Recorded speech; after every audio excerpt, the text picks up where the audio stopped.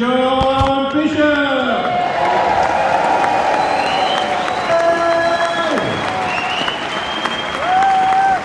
Good evening.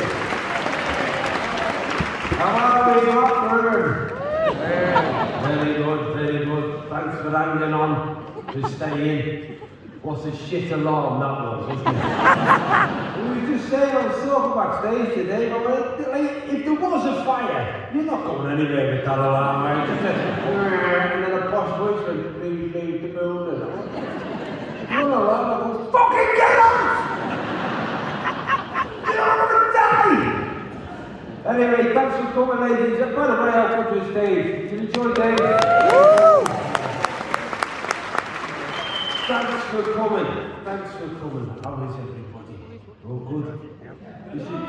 What's that? I said we're alive. You're alive. Although I've got to be, I don't know how old you are, mate, but by the sound of your voice. Who is the man who shouted we're alive then? Hello, sir. What's your name? Stuart. Stuart. Where are you from, Stuart? Gloucestershire. Gloucestershire.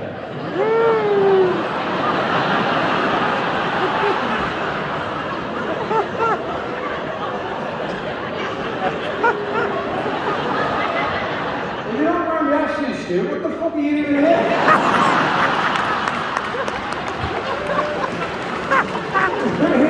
You're bigger than black man. Don't want to be a fucking black man. No one's going to travel from Gloucestershire to be somewhere where the people who live there don't want to fucking be. What are you doing here? Oh, you live here now?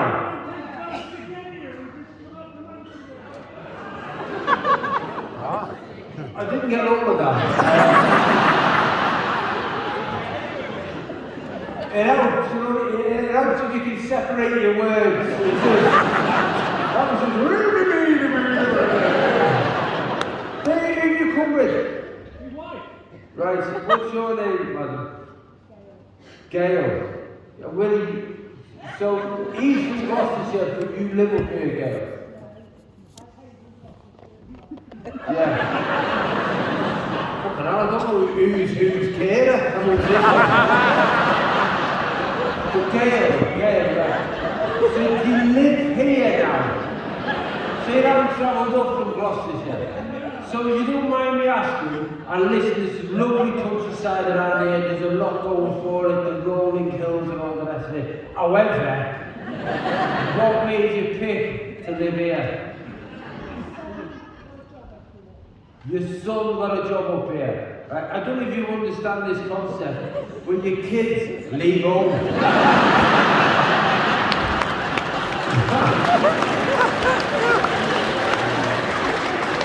I bet he was fucking overjoyed, wasn't he? I've left Gloucester, I can do some shacking now, my mum and dad and that. Oh, I we moved off with us.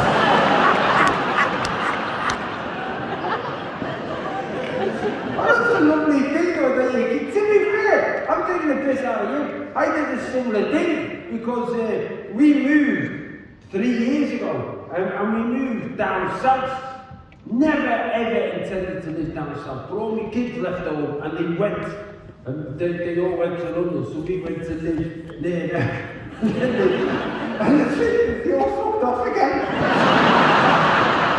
So one of them now lives up there in Liverpool, one's in fucking Ireland, one's in South Africa, and they go, why are we living amongst these spots down here? Which is obviously the way you feel. Do you like it though? You love it? How long have you been here? 6 years. 6 years? And where exactly do you live? Whalley. You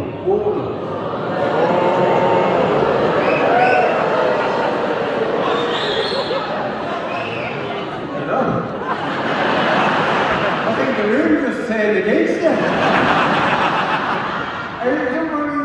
Do you know Whalley? Yeah, it's rich. Oh, boss. It's Yeah. boss. I bet you've got a mortgage and everything, haven't you? You essentially. for Black Bear there, fucking coming in your fancy ways. Really? Oh, nice, okay. Well, you're welcome. You're welcome, Dave. You're welcome. It's a nice that you got involved straight away. Although, to be fair, it's a little bit. It's been odd. Being back on tour has been odd. And I was in Leicester last night, and I walked on stage, and I don't know why I did it. I just walked on stage and there was a bit of a as I walked on stage. Someone saying something like, just like you did then. Someone made a noise. And so I just said, oh, all right, this is great. This is actually the second best heckle I've had, apart from the heckle I've had here. So I'll tell you this. So last night I walked down and I heard this sort of chatter. I went, whoa, I said, calm down. I said, has anyone got any questions? And this bloke shouted, knock. And I said, who's there? He said, doctor. And I went, oh, that's fucking that's good. But I tell you, just while I'm on that, the best heckle I've had was here. I've been to this place numerous times, and I've done every room in this, not let's say every room, I haven't done the box. I've performed in the rooms that it is. So there's this room, there's a room downstairs, and they have a brilliant comedy club, and there used to be a room that they called the studio upstairs, right? And I performed in there. I was on a tour, my first ever tour. Couldn't get anyone to go. I think that night I had 34 people turned up, which was good. The night before I was meant to be doing a gig in a comedy club that we used to do in a room above a pub in Oldham. And the gig got cancelled as I was leaving the house. I was sat in the car and the fella phoned me up and said, hello. He said, don't come tonight. I said, why? I said, maybe we can't go with me. He said, well, no one's bought a ticket. I said, well, you know, maybe someone will turn up. He said, no, we're going to use the room for Pilates. That's honestly not true. And then I came here, and I had 34 people upstairs. And I only remembered it today because I wanted to go up and see the room. To remind yourself of it, but you can't see it now because upstairs in this building they've got all of the CCTV for Blackburn. I don't know if you knew that. They're all in that room upstairs. There's somebody upstairs in a high-vis jacket looking at the CCTV. I mean, they must have shit themselves in the alarm off. There's criminals everywhere, get the alarm off, get the alarm off. I don't know what we want because I'll need the CCTV. But I was there, I was on this little stage, and it's not even stage, just stood there, the audience is there. And I used to do this joke. I had a purple suit at the time. I just started full-time as a comedian, so it was about 10 years ago or something. And there was somebody sat right in front of me, I had this purple suit, and inside I had a big shiny, like silk, turquoise silk liner. And I said, do you like the suit? And the 30 people went, yeah, it's a nice suit. I said, yeah. So obviously with this accent, people expect me to dress differently, so I've got to bring the shell suit with me. So I went like that. You saw the line in the suit. Not the best joke I've ever done. It was a very visual gag, so I did that. Got a bit of a titter. And then it slowed down, and then this bloke went, that joke was shit. That's a bit harsh, isn't it? I think everyone else in the room seemed to like him, he said, well, I fucking didn't. And he threw a stick at me, he threw a white stick. Fucking blind man on the front lawn. And there's something you can do when someone's disabled, you go, fucking hell, I'm really sorry, mate. Because it's funny now as well, you've got to be really careful. Since, I think over the last 18 months since I stopped doing the stand-up, they came back to it because we all had the lockdown, everyone's got that sensitive. You've got to be careful what you say. And I did a gig just before the lockdown, where it was for the deaf community. And because I've got a son who's hearing impaired, so he wears hearing aids, so because I've got one, I can take the piss out of him.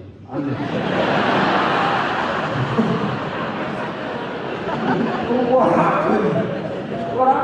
I can't do sign language. My son doesn't need sign language because he made the headlines. But I was on stage and there was somebody, he was a deaf action on hearing loss. So they had somebody on the stage doing the sign language whilst you're doing it. And it's really off-putting that face. You're there and you're looking at me to go. So I'm watching it, and you know, because it's brilliant now, isn't it? The Strictly Come Dancing, that knows it's brilliant the way they brought the issue out and everyone's eyes.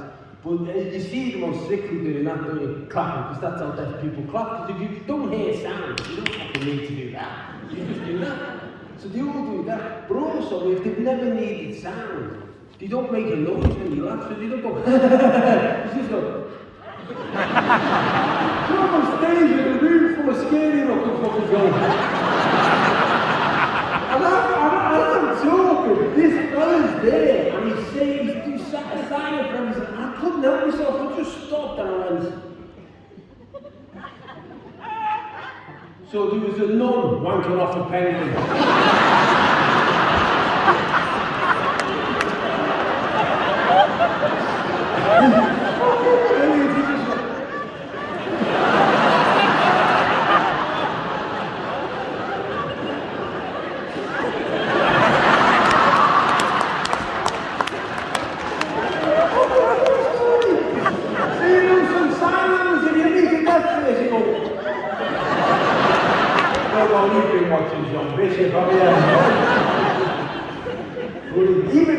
Even that gets you into trouble. Because I was telling a story the other day on stage about, I did this documentary, and this shows you how people can get offended. I did this documentary about taking 2 beluga whales. Oh yeah. All right now. Don't clap for you at the end of it. I did this, it was about taking these 2 beluga whales from China, Shanghai in China, to Iceland. Not the shop, the place. It's not like getting kids over and going, get your beluga whale doing it. It's not that. They were in an aquarium and they used to do shows at like a sea life place. And they used to do shows, and then they got bought by an English company called Millers, and we don't like this. And basically, it was, if you didn't see it, it was on ITV, the beluga whales are the white ones that look stoned. The lip is just smiling.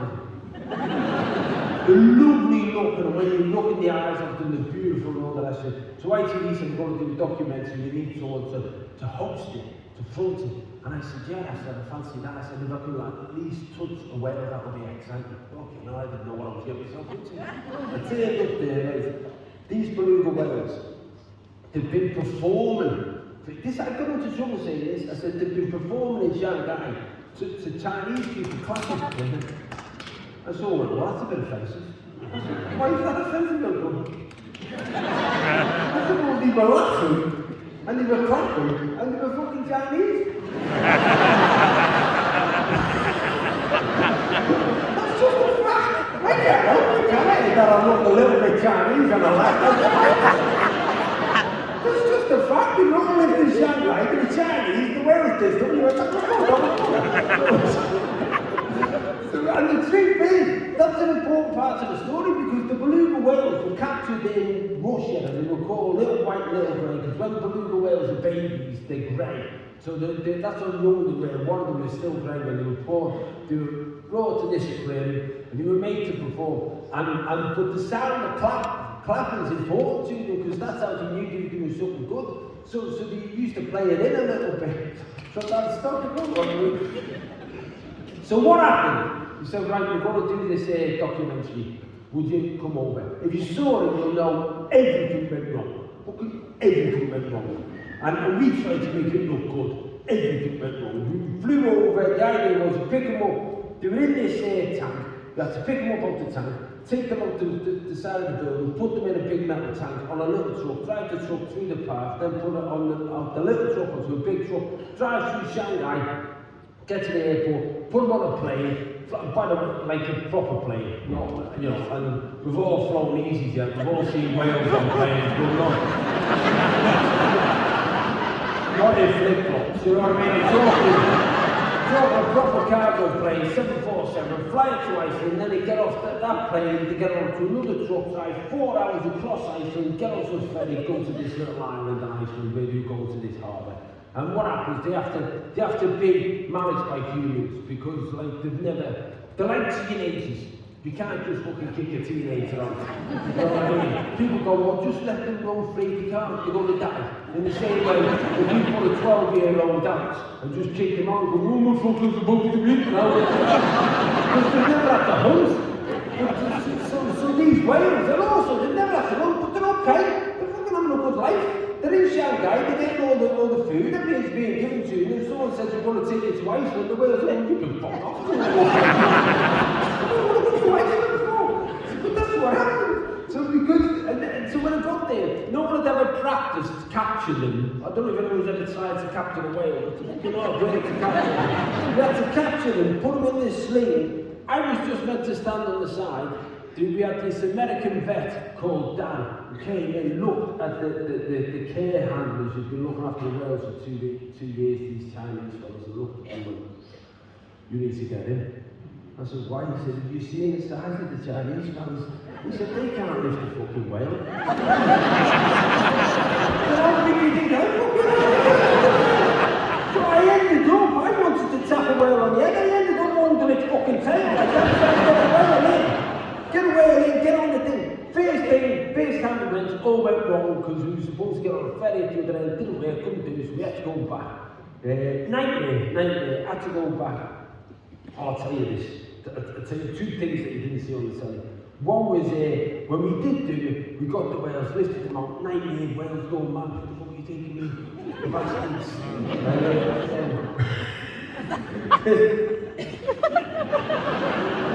We had to put them in like a big fucking sock and what can I do? I don't know if anyone's ever seen a whale fly. You know, you get an animal doing something wasn't expected. It's like, what the fuck's going on? We had a dog once. The dog from the dog zone. He was an old dog, and his legs went. I don't know if anyone's ever got a dog from the dog zone, but it's heartbreaking. It's really, really heartbreaking because you've got to walk past all the other dogs to pick the dog that you're going to have, and every dog wants to be picked. So as you walk past them, they're all going, pick me, pick me, pick me, pick me, pick me. Ah, piss off them.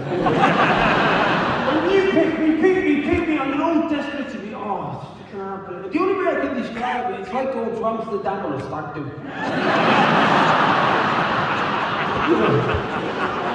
You can keep walking past them, but you know at some point you've got to make a decision. And we made a decision on this dog, this old dog, because he was just lying there.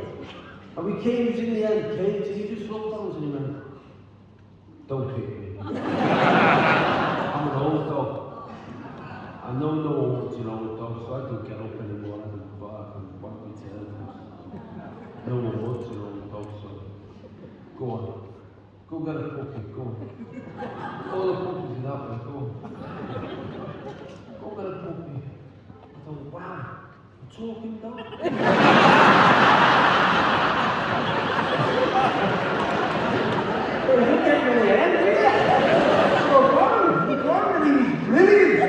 And we had it for years, and then his hind legs started going, so we got wheels for him. We put him on wheels, we had to put him in this harness, and we used to lift him into the wheels, and he'd go like that, and then he'd just drag his legs on the wheels. Lovely, got him another year. It also gave me a great laugh. We were taking the dog out for a walk down a hill. But these whales, when we were lifting them out, had the same look on the face that Chewy, that was his name, Chewy. He had the same look on Chewy, on our dog's face, the first time we took him for a walk in his wheels. Because he took him for a walk, and because he was a boy dog, he just stopped when he wanted to pee. And he went, oh, okay, I can do that. But then when he wanted to dump, his natural instinct is to lean back. But it's nothing funnier than a German Shepherd doing a wheelie it wasn't expecting.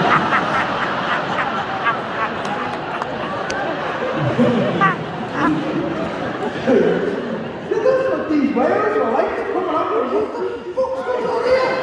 They put them in the tank, we try them across across Shanghai, we get to the airport, the Shanghai airport, we're meant to be flying out at 5:30 in the morning. We've got there at 2:30 in the morning.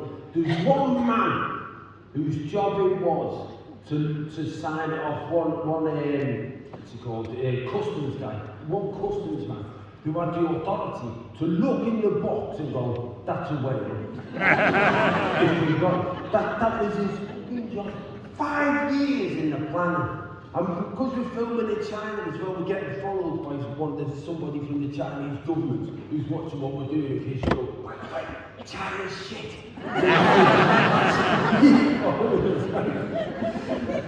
So all the way through, so we get there. 2:30, we were late. We were an hour and a half late or something because one of the whales didn't want to go. We get there. Everyone's looking for this fella whose job is to stamp it. He can't leave the country unless he stamps it. He's fucking gone. No one can find him. So this fella from the government goes berserk, gets on the phone, phones somebody, sends somebody to his house. 2:30 in the morning, knocks on the door, gets his wife out of bed. His wife answers the door and goes, he's at work.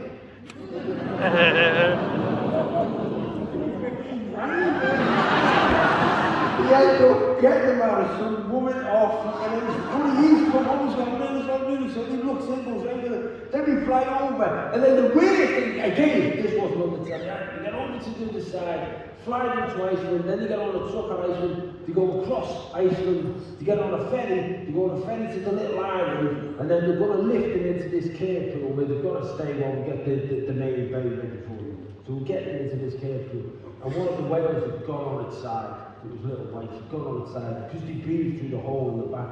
It was covering its hook, its blowhole with this canvas thing. So Dan, the vet, said, listen, you've got to get in. You've got to jump in the tank. And a bit of a panic station, so he's going to start panicking, it's going to go, so he jumped in, and he was trying to move the whale, getting it, so that you could see, move it over like that. And he tried to get it over. And as I fell face in the water, big gone full spat around me.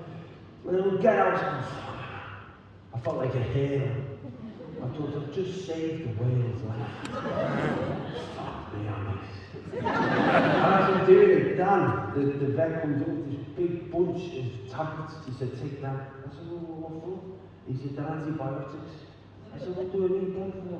He said, that whale's been shitting and pissing in that water for the last 22 hours. The whale. So, from Sam tell a story last time, because I was doing the Chinese clapping, somebody got offended because you can't. The first gig I did back, right doing this, I got booed when I walked on stage. First, I hadn't done a gig for 18 months because what had happened, like, I was gigging, then the lockdown happened, and then we had to stop, and we all did what everyone did, got sent home to spend that time with that person that had chosen to spend the rest of their life. Not the same when it's every fucking day, is it? Jesus Christ, how much pressure did that put on relationships? Honestly, God, I can't tell you. I mean, like, we've operated, me and my wife have operated on a 2-week rule ever since we've been married. And that 2-week rule is if I go away for more than 2 weeks, it's too long. You know, if I come home and I'm home for more than 2 weeks, it's too long. 5 months I was at home. Jesus, you learn things about each other in 5 months. Oh my God. I think it was day 29 when I suddenly heard what she sounded like when she was breathing. Fucking hell, that's a noise you can't get off your head. Once you've heard it, you can't get out of it, because the problem with breathing is it's constant, isn't it? Sat next to me, still fucking breathing. The pressure, honest to God, the pressure that was on us. Then I was home for 5 months and then I got a job. I got the Doctor Who job, which was ace. And I don't know if anyone's watched it. It's brilliant. I haven't got a clue what's going on. So watch it if you can. And that, to be fair, that outdoor relationship, I was back at work. In fact, that Doctor Who job changed my relationship like nothing else in my life. Because we have to film all the time at Cardiff, we were in one of those bubbles. So I had to have a PCR test twice a week. So he used to send this male nurse to our house called Simon to give me a PCR test twice a week. And I tell you, that's changed my relationship like nothing else. I will never ram anything down anyone else's throat ever again. Twice a week. I mean, to be fair to Simon, he never once put his hand on the back of my head. Twice a week. My wife's looking up and going, now you know why it's my birthday and Christmas, you bastard. I mean, to be fair, I've never took her out and up the nose, you know what I mean? I couldn't believe I've been phoning an ex-girlfriend up and apologising, but I'm so sorry. I had no idea. So we had that. And it was difficult, and I have to say though, one thing that I learned as I was involved in this, I've come to the conclusion, when I was any shadow of a doubt after this period of time that, and spending that time around, is that I am definitely with the person I should be. Yeah, no, it's sin. I mean, and that's mainly because I just couldn't be asked. I just could not be asked to fucking put the effort in again. Can you imagine? I'd rather just wait till one of us dies. The effort of starting again with someone else. I haven't got it in me. And I realised that. Because during this year, May this year, we had our 28th wedding anniversary. 28, which because of the COVID period, I count as 34. I mean, it was 28 years we've been together, 28 years. And honest to God, what I've realised is I couldn't start again with anyone else. Because I've got no compromise left in me. For the last 28 years, that woman has taken everything out. And stuffed it out to me, everything else has come out. I've compromised over so much stuff that some of the things I've compromised over, I now think was my idea. Like, I fucking hate the wallpaper in our living room. She keeps telling me I picked it. I'll give you an example of how much I've compromised. My wife hates Chinese food. Like, she hates it. So, as a compromise, for the last 28 years, none of us have had Chinese food.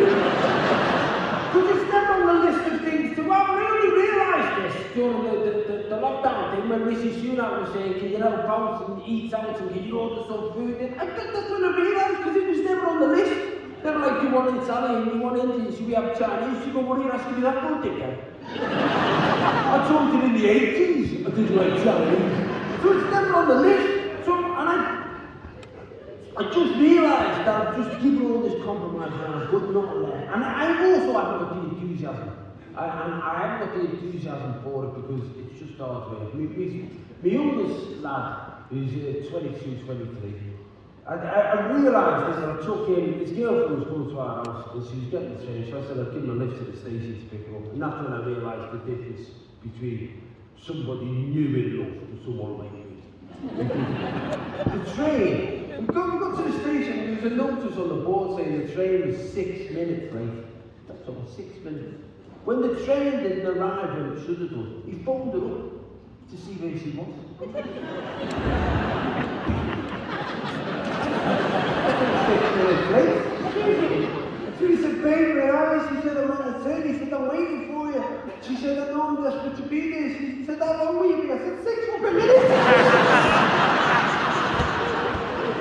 And that's because their generation is used to instant communication. Which ones have mobile phones? You can just phone each other. It's just like they can't wait. In my generation, you arranged a date with someone, you went to meet them. If they were late, you waited.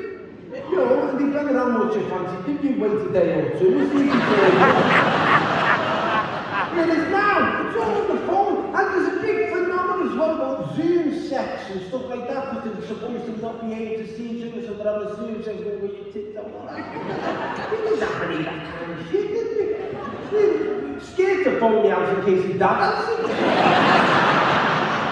You know what I mean? And then if you did get her on the phone, you know she'd be sat on that table in the hall. You know, you can't have phone sex there, can you? You can't go on rubbing against your tits, tell me what's going on. Just a different world. So 6 minutes, right? 6 minutes. He's then talking to her, going, go. Really, I missed you. She's going, yeah, I missed you. I said, I'm desperate to see you. She said, I'm desperate to see you. He then said, how will I know when you've got it? I went,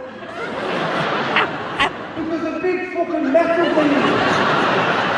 On wheels, it's going to come there. The glass doors and everything, it's got to open, loads of people's got to come out. She's going to be one of them. It's not the Hogwarts train. He then took a photograph and made him waiting for her. Jeannie Clyde with a photograph of herself on the train, which looks like every photograph that every girl under 25 takes, which looks like she just sat on a cactus.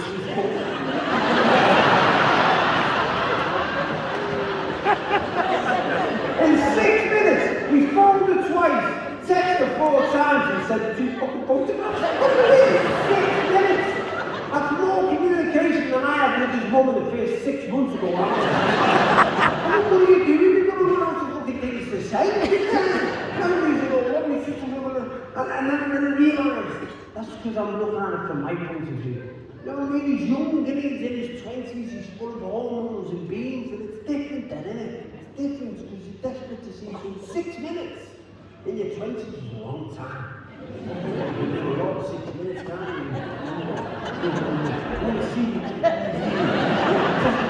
I want to see you. Get the hands in, I want to see you. You're just desperate to get your hands on them, aren't you? I want to see you. You know. But if you've been married for 20 odd years, if they're late, you think to yourself, oh, I wonder if they're dead.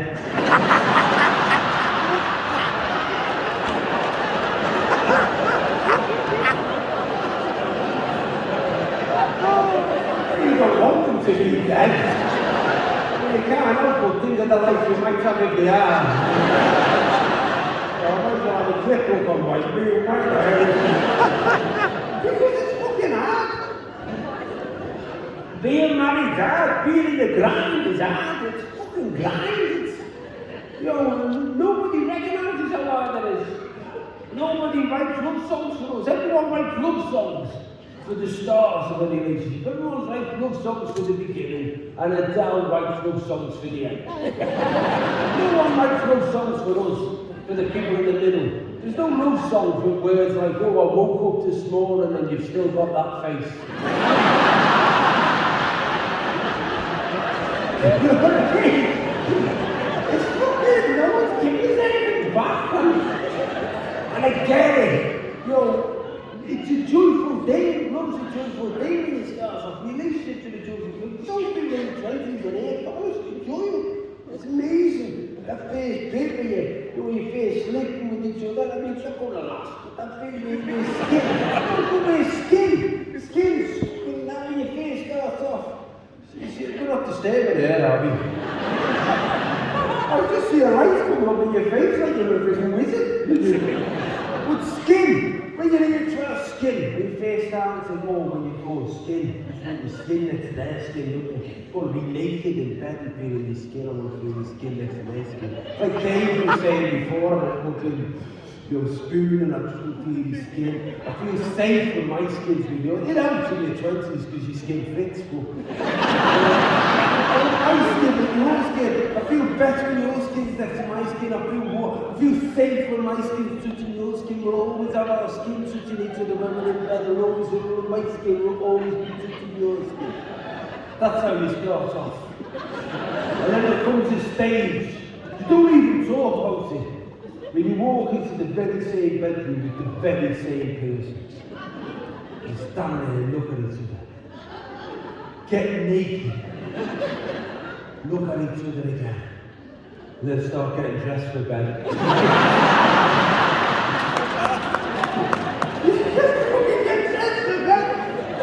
And women go straight away to the little 2-piece Marks and Spencer's number.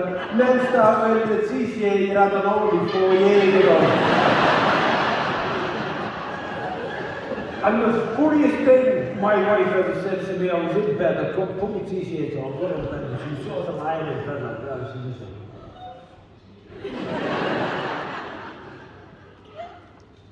she said, are you going to get cold? I went, what? She said, are you going to get cold? I went, well, I'm not putting a jumper on. I said, I don't mean there, I mean there. This is honestly going to be kids' like a bedroom conversation in our house. I just thought to keep you shopping.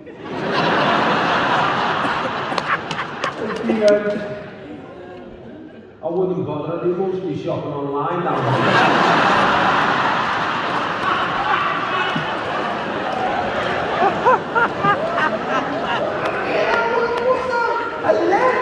Then she went online and she bought me a thing called bed pants, right?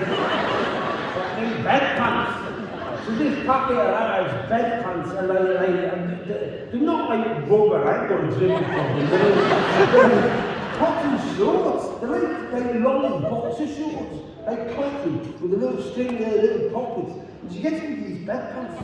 I'm like, what the fuck are these shorts? She said, we just like you to start wearing them. I was like, okay, if the shop's too tempting, I'll start doing it. And it wasn't until I'd had them for about a week that I realised why she wanted me to wear them. And again, it's just because we're in a different stage in our relationship. Like if you're a young man or you know, a woman who sleeps with another woman and you're in your 20s or 30s, well, it's different for you because you go to bed with a woman. And then throughout the night you'll be in bed with a woman and then you'll wake up and you'll be with a woman. Whereas, you know, you get to a certain stage in your relationship, you go to bed with a woman, and then at some point, you'll find that you're in bed with an organ. Because there'll just be this fucking heat. Like the Ready Black advert, just this glorious, I was going to say radiator, but you can turn them down, you fucking can't control them out there. Just this heat, it's unbelievable. Anyone's never been near a woman with a hot flush, it is unbelievable. Tell your men couldn't cope, we got 5 years off, we fucking exercise, I don't know how you do it. All of this stuff where they're talking about the COP26, and how are we going to get the energy to power the world? Just fucking get the girls off loose women to hold hands.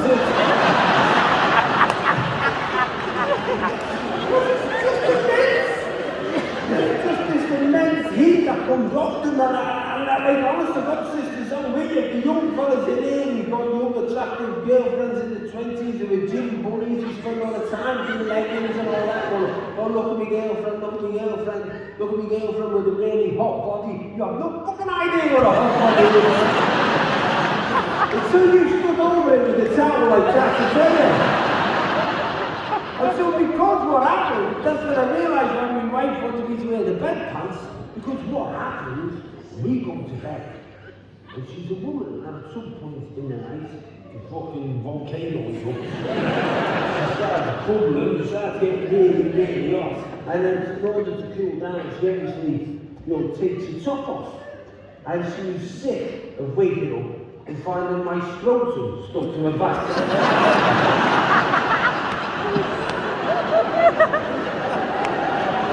Like a bubble ball under the table.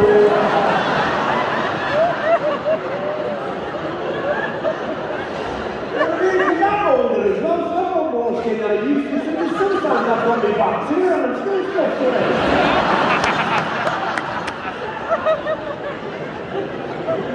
That's a fucking great thing to do.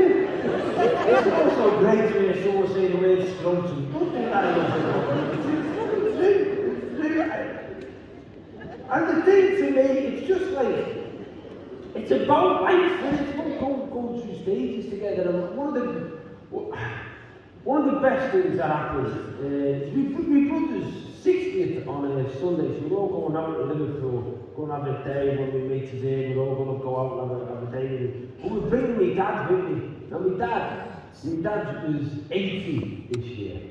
And his fucking knee's gone, he's already got one post stage, his knee needs doing. And he's a proper man of that generation. You know, men of that age, the proper men, proper fucking men. Yeah, I remember when our kids were teenagers and then they said, you're going to sit the boys down and have the conversation. I said, what do you mean? I said, you know, the conversation, the father-son conversation. I said, I don't know what this fucking conversation is. What are you doing? She said, you know, the father-son, birds and bees. Tell the boys about the birds and bees, like your dad must have told you. What are you fucking doing?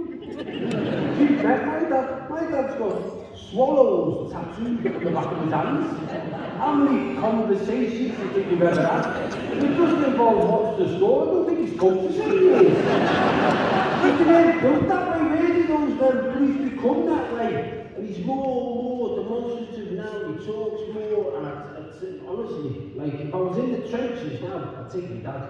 I've got 3 sons in the 20s, 50s, fucking magnificent, but I'd take my dad. My dad had been there in the trenches with his fucking gammy leg, cutting his head and fucking back to the My sons would be stood there and go, look at me trainers!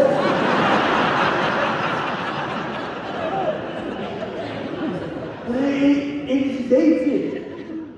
Oh, this is fun. This is great. It was his 80th, and we weren't sure what was going to happen, and because of all the lockdowns and all that stuff. So we weren't sure we were going to get to see him. And he's a twin, so it was his brother's. So it was his brother's. Oh no, there's people here from Gloucester. So it was his brother's 80th as well. And you get 2 men in their 80s, that's a fucking big thing. And as a family wanted to celebrate, we're all over to do it, and the family could all sit outside in the pub. I said, Dad, I'm going to come and get you. I'll get me up with Freddie, we'll go to the pub, my brother will go, get me close to stay, blah, blah, blah. Went to pick me dad, went to pick me Uncle Freddie up. My Uncle Freddie now lives like a nation community because my auntie's passed on. So he brought one of his mates, a fellow called Les. Les is 14 years older than him, 94. Fucking come to the pub, fucking great. But he's old and wizened. Those things like that, tough and old, and like that. He's that old that if they've got no clothes on, you won't see him. But inside, he's still 25. Inside, he's still a teddy bud. Swears like a trooper, smokes like a chimney. The nation home sent him out with one of those fucking visors on. One of those really shitty welding masks. Those fucking plastic visors. He's 94! He kept on forgetting he had it on. He's like, oh, for fuck's sake. Funniest thing I saw is we were coming out the pub. He started and that's how I need to see it. Well, I'm going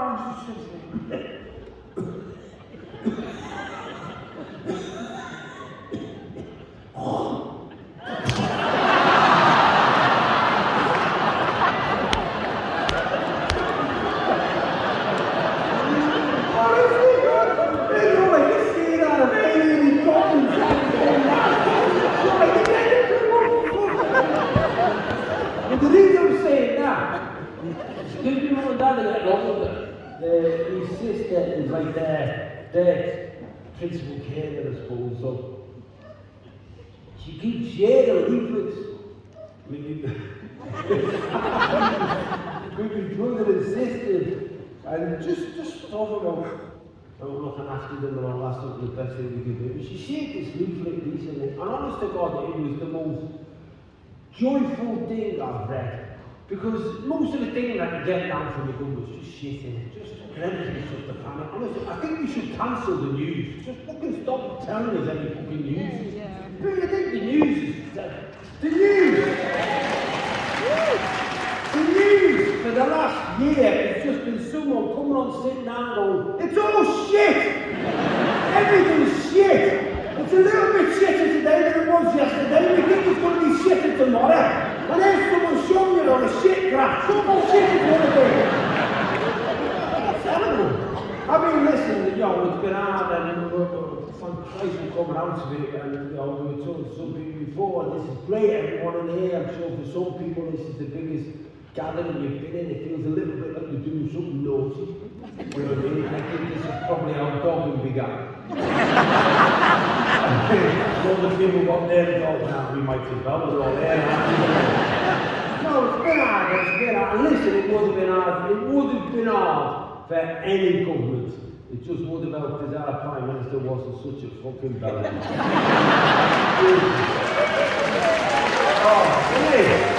What? And that's not a party political point, that's just him. Anyone in here who's got a job vacancy, if he came for the interview, not a fucking chance.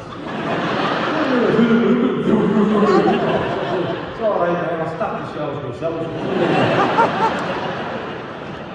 But I got to put, so you tend to think all this negativity, and then all of a sudden, you see this leaflet that's been produced by the NHS, and it was just a thing of beauty, because it was a thing of hope. And it was talking about how to live as you get older, and apparently the NHS define old age as beginning from 75, you see. When you get to 75, you've got to anticipate your mobility's going to change, so do things like adapt to the house, maybe get a chairlift, or try and live in a house without chairs, or do things like get a door in your bath, all those practical stuff. So I'm reading all this, then it came to this section, which was wonderful. It was about love and romance in old age. And it was saying that some people will outlive their partner long enough to start another relationship with someone else, and then like get a full relationship. But some people will be with someone that they've been with for more than like 30, 40, 50 years, and they want to really like that love and all that stuff. So there's all this information. I thought it was wonderful that they've even addressed it. And then there was a section that said how to make love if you or your partner suffer arthritis. The first line said, take painkillers first. I don't know what a painkiller is about throwing you by Viagra. And then they say things like utilise cushions to get in good positions, make sure you communicate to each other. And then the best bit, it said make full use of your mobility equipment.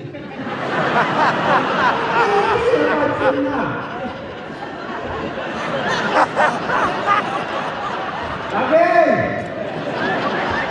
You wait till I get over there and we'll tell you.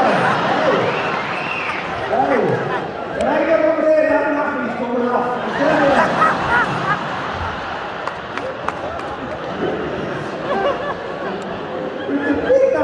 The bit that got me is the next bit, and this is the bit that brought me with joy, because it was about romance. And it was saying, like, be romantic, say romantic, because that generation didn't learn to say I love you, like fucking, we have or our kids there, they have. Kids, I love you, Dad, well, that'll do sometimes. And they're carried away with themselves. And, we're not American, fuck off.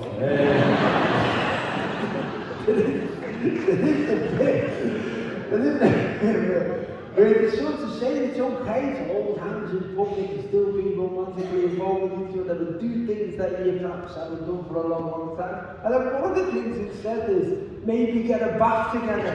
The fucking same leaflet that said put a door in the bath. Can you imagine how romantic that is? There you go. Yeah, my dear, there you go. Hang on, let me just get the latch on.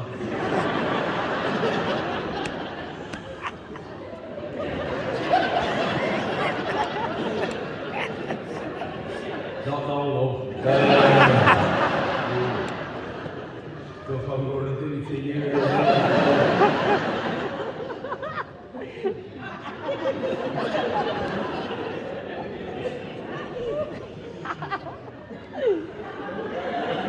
You taking painkillers? Yeah.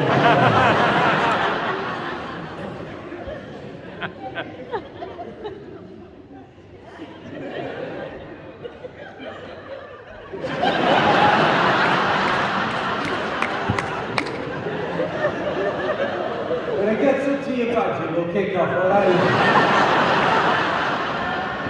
I don't even see what I mean, what I'm saying. And then you go pull the plug out, you just sit there in your own shame. I mean, how old? You were wrinkly when you got in. I'm fucking wrinkly. But I love the idea of it. I love the idea to do it because it's safe for me. I wouldn't want to start again because I haven't got the energy for it. And also the world's not the same. When I started it was, you chat to people up, not now, you don't fucking chat people up now, it's all on an app. Then you wait out on an app. the actors who do your match and all that. I'm not into that. I'd like to do, you know, like they used to, the old films, the old romantic films, where someone would meet someone at the train station under the clock, and they'd wear a red carnation, and the other one would wear a red carnation.